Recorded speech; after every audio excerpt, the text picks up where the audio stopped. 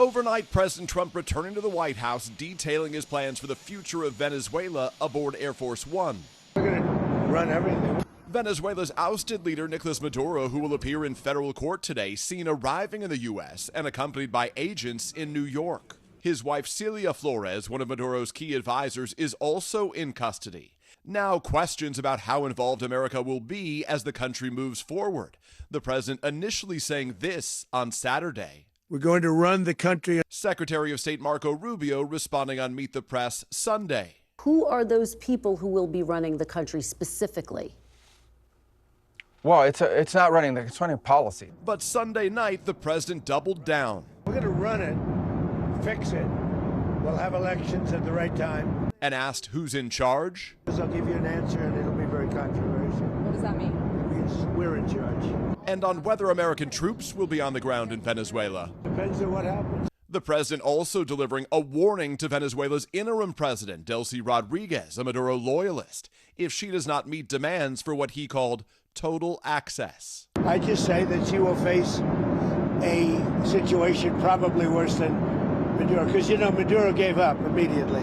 Rodriguez, who initially denounced Maduro's capture as an illegal kidnapping, striking a more diplomatic tone Sunday night, saying our people and our region deserve peace and dialogue, not war. It comes as we learn new details about the highly coordinated mission in Venezuela to capture Maduro, including strikes and 150 American aircraft launched from 20 bases. A secret CIA team operated in the country since August using drones, and a person inside Maduro's inner circle, according to a source with knowledge of the matter, to develop a picture of his daily routine. The military used that intelligence to build a replica of Maduro's safe house for training. These new images reveal the damage inflicted by the U.S. military strikes that the Pentagon says were necessary to clear the way for its forces. A senior White House official tells NBC News that Maduro's, quote, overt arrogance, including his rejection of multiple offers to surrender and regular public dancing, helped persuade some within the president's team that Maduro was defiant and would not leave on his own. This morning, as deposed Venezuelan leader Nicolas Maduro prepares for his first court appearance in New York, charged with narco-terrorism conspiracy, President Trump again asserting the U.S. is in charge in Venezuela. We're going to run it, fix it. We'll have elections at the right time. But the main thing you have to fix is a broken country.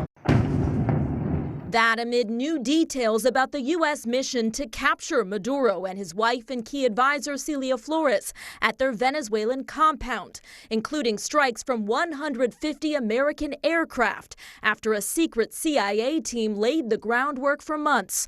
President Trump saying the country's interim president, a close Maduro ally, is now cooperating and must continue to. If they don't behave, we will do a second strike. The president saying American oil companies will go in to rebuild infrastructure and take over Venezuela's rich oil supply. They're going to take the oil out of the ground, and we're taking back what they stole. Remember, they stole our property. On a divided Capitol Hill, Democrats saying the administration should have asked for congressional authorization to strike. Only Congress has the power to declare war. Secretary of State Marco Rubio pushing back. This was not an action that required congressional approval. In fact, it couldn't require congressional approval because this was not an invasion. As Republicans defend the move. Thank you, President Trump, for taking the action to protect American lives, to protect American interests. And many Venezuelans who fled the country's authoritarian rule hope for a better future.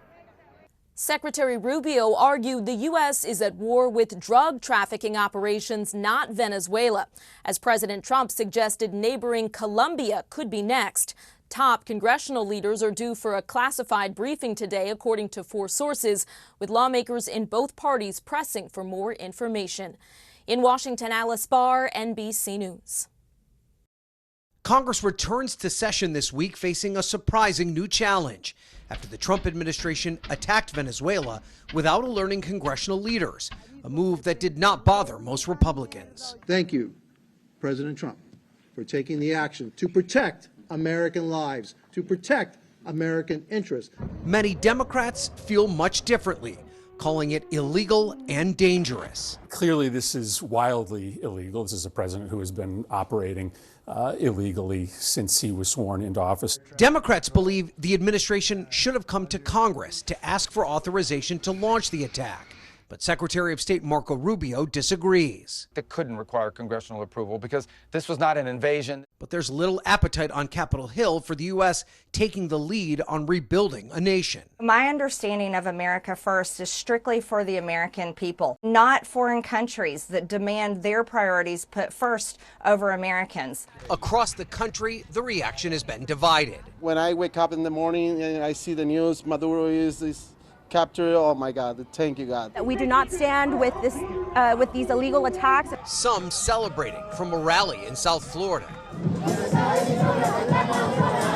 to Venezuelan Americans on the West Coast. We have been screaming freedom for decades. But in other places, protests against the administration's military action and new worries of a prolonged conflict. This is just another America imperialist invasion.